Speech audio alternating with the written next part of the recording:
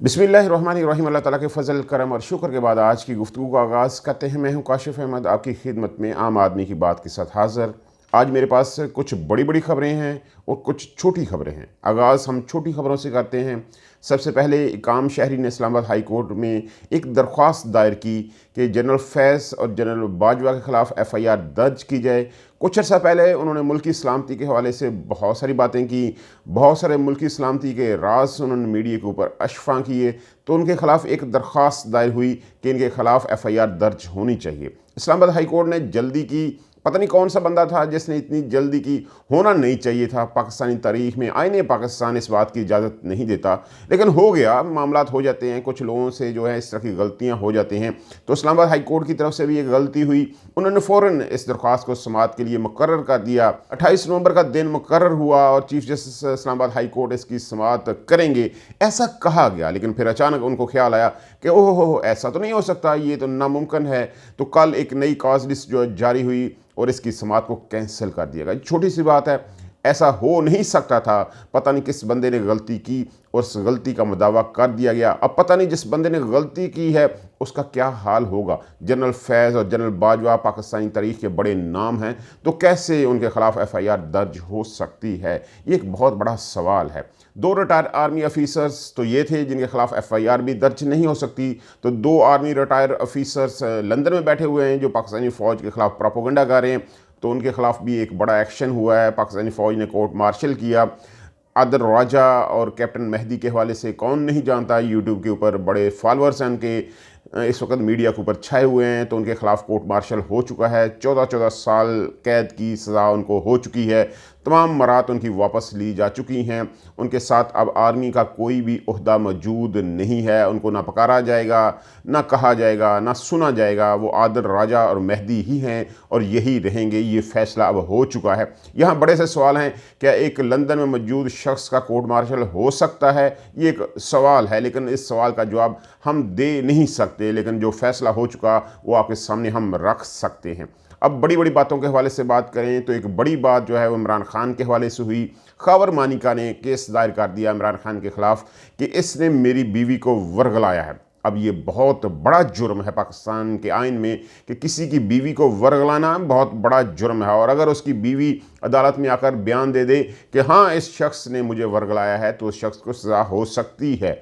ऐसा हो सकता है। इससे पहले भी एक केस जो है इमरान खान के ऊपर इद्दत में निकाह का दायर हो चुका था, लेकिन अचानक उस बंदे को ये एहसास हुआ, ओहो नहीं नहीं, मैं तो ये केस कर ही नहीं सकता था।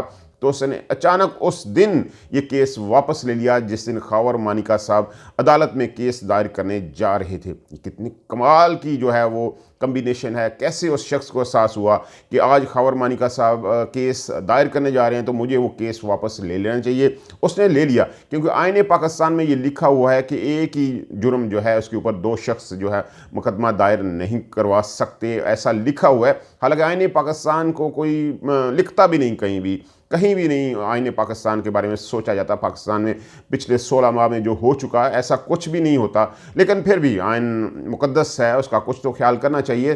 तो ख्याल किया गया। उस शख्स ने जिसने पहले केस दायर करवाया हुआ था उसने अचानक वापस ले लिया और खावर मानिका साहब ने अपनी बीवी के ऊपर बड़े बड़े इल्ज़ामात लगाकर 4 सफ़ात पर मुश्तमल एक बयान हल्फी जो है वो कुदरतुल्लाह साहब की अदालत में पेश कर दिया। और कुदरतुल्लाह साहब इतने तेज़ निकले कि उन्होंने उसी दिन खावर मानिका साहब का बयान रिकॉर्ड भी कर लिया। अब 4 गवाह हैं, आन चौधरी है, मुफ्ती सईद साहब हैं, खावर मानिका है और एक नौकर है। ये 4 गवाह जो हैं इस दरख्वास्त में दर्ज हुए हैं।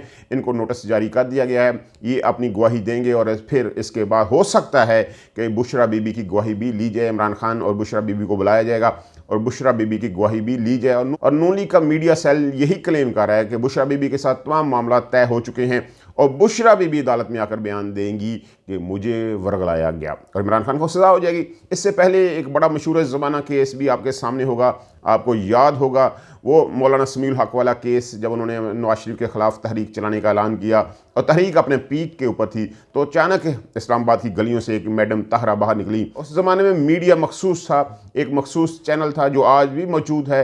वो मखसूस चैनल उस वक्त भी इस्तेमाल हुआ और मौलाना साहब का हाल कर दिया।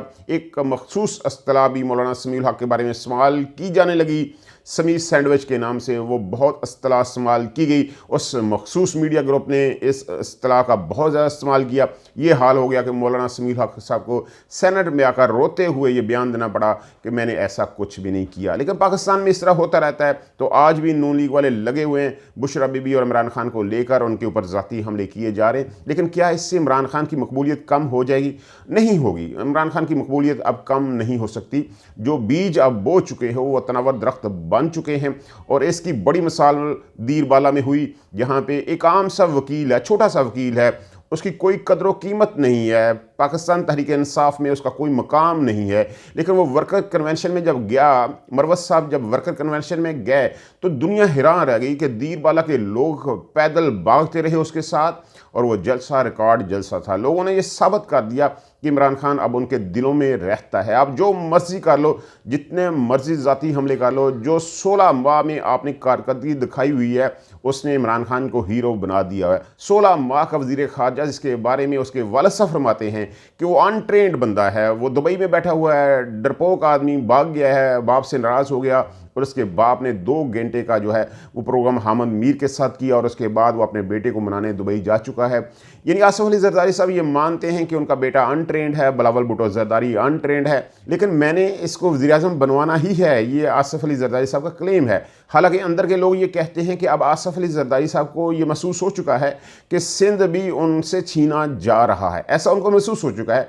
तो अब आखिरी वो पत्ता खे रहे हैं, वो अपने सिंध को बचाने की फ़िक्र में मौजूद हैं, उसी लगन में वो लगे हुए हैं। इसलिए उन्होंने कहा कि उनका बेटा अभी अनट्रेंड है। जो बातें उसने नवाज शरीफ के ख़िलाफ़ की, इस्टेब्लिशमेंट के ख़िलाफ़ की, वो अनट्रेंड थी, ऐसा नहीं करना चाहिए था, इसलिए वो अनट्रेंड है। यानी बदकिस्मती देखें पाकिस्तानी कौम की कि 15 माह इस मुल्क का वज़ीर ख़ारजा रहा एक बंदा, वो अनट्रेंड था। उसके वालिद साहब कह रहे हैं कि अनट्रेंड था, उसने पाकिस्तान का क्या हाल किया होगा। अल्लाह ताला इनको आसानियाँ दे, इनको समझ दे, और पाकिस्तानियों के लिए कुछ बेहतर हो सके। अल्लाह ताला आपको आसानियाँ दे, आसानियाँ तकसीम करने का हौसला दे। आपकी मोहब्बतों का बहुत शुक्रिया।